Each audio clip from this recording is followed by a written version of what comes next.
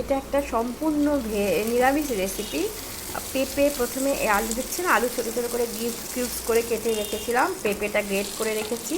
তারপরে আমি করলাম কি তেল, সর্ষের তেল বা সাদা তেল, যে কোনো তেল করতে পারেন। আমি সাদা তেলে করেছি, আর একটি সর্ষের তেলও দিয়েছি। ফোড়ন, প্রথমে তেলটা একটু গরম হবে হালকা আছে, তারপরে তেজপাতা, শুকনো লঙ্কা আর 5 ফোড়ন, ফোড়নে দিয়ে একটু 2 মিনিট, 1 মিনিটের 1 থেকে 2 মিনিটের মধ্যে একটু ভাজা ভাজা করে নিয়ে তারপরে দিলাম আলুটা দিয়ে দিলাম।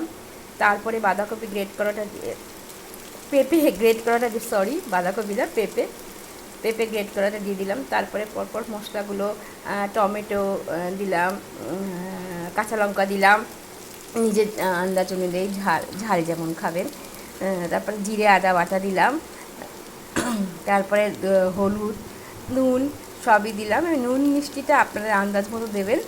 লাস্টে আমি একটু দেবো, জিরে ভেজে দিয়ে দেবো, খুব ভালো লাগবে। আপনি যদি পারেন ঘিও দিতে পারেন, বা জিরে ভেজে দিলে আপনি জিরে ভেজে যদি না দেন তাহলে ঘি গরম মশলাও দিতে পারেন।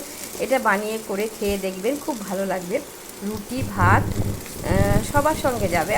আমি এটা রুটি দিয়ে খাবো বলে বানিয়েছি। এটা আপনি ভাতের ডালের পাতেও খুব ভালো লাগবে। টাটা।